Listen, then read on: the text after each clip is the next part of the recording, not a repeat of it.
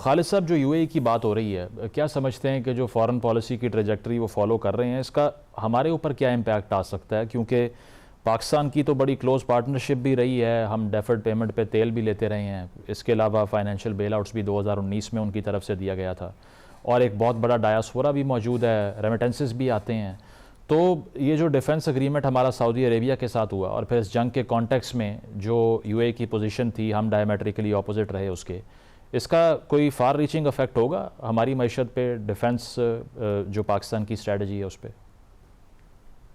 مزمل صاحب دیکھیے، traditionally you اے کے ساتھ ہمارے بہت پہلے پچھلے 2-3 دہائیاں پہلے ہمارے بہت زبردست ملٹری تعلقات بھی رہے ہیں۔ ہم نے ان کی ایئر فورس ڈیولپ کرنے میں، اسٹیبلائز کرنے میں بہت مدد کی تھی،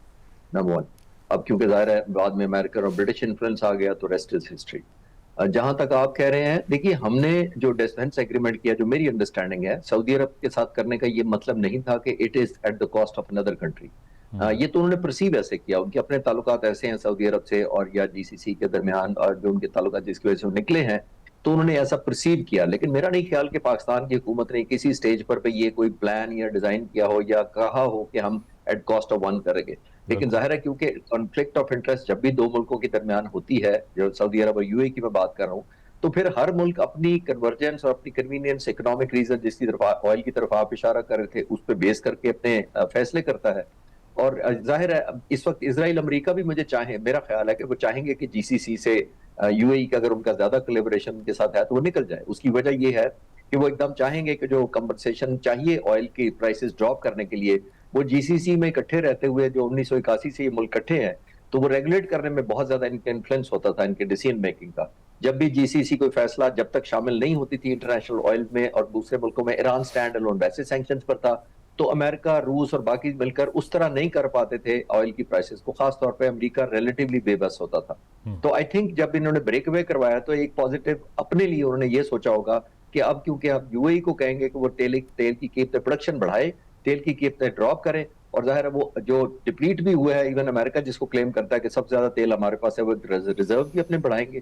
چائنا کو بھی سوٹ کرے گا، لیکن عام ممالک کو آبویسلی ایک ریجنل جو ہیں اس کے لیے ایلیمنٹ آف کنسرن ہو جائے گا کہ کنورجنس ہے انٹرسٹ کی، جیسے ابھی بات ہو رہی تھی کہ عمان ڈفرنٹ بہیو کر رہا ہے، obviously قطر ایک ڈفرنٹ بہیو کر رہا ہے، یو اے ڈفرنٹ کر رہا ہے، تو اس میں اور پازیٹیو زیادہ مجھے لگتا ہے اسرائیل کو بینیفٹ ہوگا انڈائریکٹلی، چاہے کسی نے انٹینڈڈ بینیفٹ دینے کی کوشش کی ہے یا نہیں کی ہے۔ اور خالد صاحب، اس کے علاوہ جو ملٹریلی ہم گفتگو کر رہے ہیں کہ جو گارنٹیز کا مسئلہ ہے، اب لیبنان پہ بامبنگ ہوتی جا رہی ہے، حالانکہ ہم نے دیکھا کہ وہاں یلو لائن بنائی گئی، سیز فائر اناؤنس کیا گیا، اس کو ریسپیکٹ نہیں کیا اسرائیل نے۔ اسی طرح جو انہوں نے غازہ کے اندر کیا وہ بھی ہمارے سامنے ہے۔ تو کیا گارنٹی ہوگی کہ اسرائیل ہائی ہینڈڈنس نہیں دکھائے گا اگر کوئی منصوبہ بن بھی جاتا ہے ٹروز کا، امن کا؟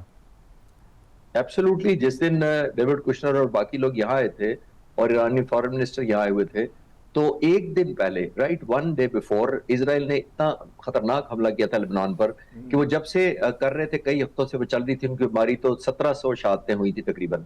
اور جس دن یہ مذاکرات شروع ہونے کا اعلان ہوا کہ اور یہ پتہ لگا کہ پاکستان جا رہے ہیں سارے، ایرانی فارن منسٹر بھی اور امریکن ڈیلیگیشن بھی یہاں آ رہا ہے، تو اسرائیل نے جو حملہ کیا تھا لیبنان پر، وہ ایک دن میں 400 کے قریب شہادتیں ہوئی تھی، اتنا میسو ڈسٹرکشن کی تھی۔ میں اس کو تھوڑا سا کاؤنٹ کر رہا تھا ملٹری پوائنٹ آف ویو سے، انہوں نے 10 منٹ کے اندر تقریباً 500 بام گرائے تھے ادھر، which is obviously unprecedented، جس کا مطلب یہی تھا کہ وہ چاہتے تھے کہ ایران کو ایسی تکلیف مذاکرات سے پہلے پہنچائی جائے تاکہ وہ ایک پین فیل کرے، ہرٹ فیل کرے، اور اس طرح مذاکرات میں نہ جا سکے، آل آؤٹ ایک کمفرٹ لیول کے ساتھ کہہ لیں، یا ایک کنورجنس نہ ہو ان کے مذاکرات۔ تو اسرائیل سپوائلر تو رہا ہے ڈیفینیٹلی، تو بہت ساری مثالیں دی جا سکتی ہیں کہ وہ نہیں چاہتا کہ وہ اسرائیل اس وقت، خاص طور پہ دیکھیے جو ایران آج سے 60-70 دن پہلے تھا، آج تو ایک نیو فاؤنڈ ریئلزم آیا نا ایران کے اندر، جو اسرائیل کو بالکل سوٹ نہیں کرتا۔ اور نیو فاؤنڈ ریئلزم یہ ہے کہ اس نے اسرائیل تک اپنی اتنی میسو ڈسٹرکشن کی، اپنے میزائل بھیجے۔ نیو فاؤنڈ ریئلزم یہ ہے کہ اسٹیٹ آف ہارموز کو کامیابی سے اس نے اب سے بلاک کیا ہوا 2 مہینے سے۔ نیو فاؤنڈ ریئلزم یہ ہے کہ اس نے اپنی ریجنلائز کر دیا جنگ کو اپنی مرضی سے۔ تو یہ اسرائیل کو تو کسی طرح سوٹ نہیں کرتا کہ اتنی ایک ایلیمنٹ آف امپاورمنٹ جو ہے وہ ایران کے اندر آتے کہ اب جو یہ 14 پوائنٹس کے اوپر ڈسکشن جاری ہے، are we really close to an agreement, یا پہلے بھی ہم نے ایکسپیکٹ کیا تھا کہ بریک تھرو ہونے والا ہے، خبریں بھی گردش کرنا شروع کر چکی تھیں، لیکن اب آ کے آپ کو کیا لگتا ہے، how close are we to get a deal from Donald Trump? کیونکہ آج جو ہرمز کے اوپر ہوا ہے وہ کچھ اور بتاتا ہے ویسے کہ جہازوں پہ حملے ہو رہے ہیں۔ ایک اچھا جیسچر یہ ہے کہ پاکستان کو جو ایک کارگو شپ تھا ٹوسکا وہ واپس کیا امریکہ نے اور اس کا کرو بھی واپس آ چکا ہے وچ از اے گڈ جیسچر. کیا دیکھ رہے ہیں کہ اس ہفتے میں کوئی ایسی ڈیولپمنٹ ہو سکتی ہے جس کو ہم کہہ سکیں کہ اب کلوجر ہو گیا اس جنگ کا؟ بہت شکریہ مزمل صاحب، آپ نے انوائٹ کیا. دیکھیے بنیادی طور پر یہ تمام جب سے جنگ بند ہوئی ہے دونوں ملکوں کے پاس آپشن لڑنے کی تو آلموسٹ بہت کٹیل ہوئی ہے اور بڑی سیریس کٹیل ہوئی ہے. سیریس کٹیل دونوں پوائنٹ آف ویو سے اس لیے ہوئی ہے کہ ظاہر ہے ایران نے بہت ڈپلیٹ کیا ہے اپنی انرجی بھی، اپنے وار فائٹنگ مشینری، اکوپمنٹ، لانچر، سب کچھ ہوا ہے. امریکہ نے بھی بہت زیادہ ویپن ایکسپینڈ کیے ہیں، وہ اس کی ڈیٹیل شاید ابھی ریلیونٹ نہ ہو، لیکن جب دونوں اس لیول پر آ گئے ہیں تو ظاہر ہے سیز فائر کی طرف دونوں کی انکلینیشن ہے بھی اور شاید ایک نیچرل چوائس بھی بنتی ہے. اب مسئلہ کدھر آتا ہے؟ مسئلہ یہ آتا ہے کہ جب آپ ایک سختی کرتے ہیں تو پھر ایسکلیشن بڑھتی ہے، آئل پرائسز بڑھتی ہیں خاص طور پر پریزیڈنٹ ٹرمپ کی طرف سے، اور جب وہ نرمی کرتے ہیں تو ان کے جو فالوورز ہیں وہاں پہ امریکہ میں وہ سمجھتے ہیں کہ پھر ہم نے ٹیک ہوم کیا ہم نے سختیاں برداشت کی، یہ کیا تھا، مس لیڈنگ وار تھی. پھر ان کی اپوزنٹ پارٹی ڈیموکریٹس کو موقع مل جاتا ہے یہ کہنے کا کہ ارریسپانسبل تھے پریزیڈنٹ ٹرمپ، تو پھر ان کو سختی دکھانی پڑتی ہے. تو آئی تھنک وہ ایک ریئیکشن ڈیلما میں ہے کہ میں سختی کروں تو تب اس کے نقصانات ہیں، نرمی کرتا ہوں تو کمپرومائز لگتا ہے کہ شاید ایران جیت گیا اس جنگ کے اندر. تو اسی ڈیلما کے اندر آپ نے دیکھا وہ کبھی سختی کرتے ہیں اور کبھی نرمی کرتے ہیں. اب یہ جو اٹیکس ہو رہے ہیں اور ایران نے اوپر سے کہہ دیا کہ ایک ہمارے ساتھ کولیبریشن یا کوآرڈینیشن کر کے یہاں سے جہاز جائیں،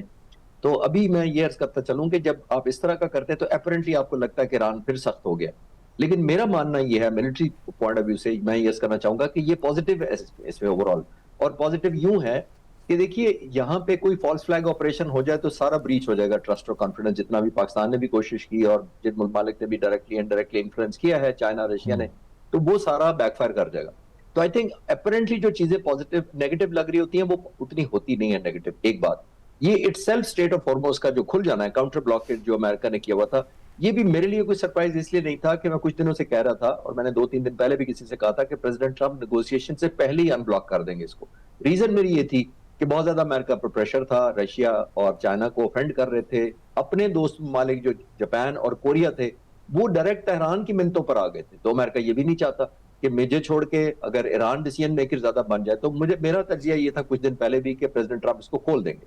تو وہی ہو رہا ہے. اب امریکہ اور ایران کے درمیان جو وے فارورڈ صرف بنتا ہے، نیچرل یہی بنتا ہے،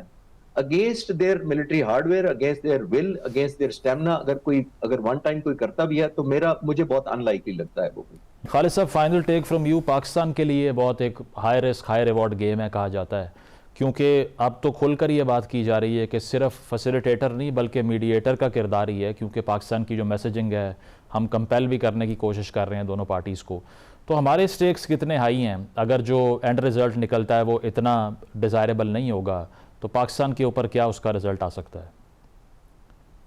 جی بہت اچھا سوال ہے. وہ اس لیے کہ دیکھیے پاکستان کے لیے تو بہت چیلنجنگ رہا ہے. مئی 2025 میں دیکھیے ہندوستان پہ ہم پر حملہ کیا، اس کے بعد ویسٹرن بارڈر کا فرنٹ کھل گیا تھرو پراکسی، جو ٹیررزم ہوا اب ہم سب جانتے ہیں. تو پاکستان تو آلریڈی 2 بارڈرز پر آلریڈی کمیٹڈ تھا. 3rd بارڈر ہمارا کیا ہوا نہیں ہے، لیکن ظاہر ہے کہ سپر پاور آ گئی بیک بائی اسرائیل،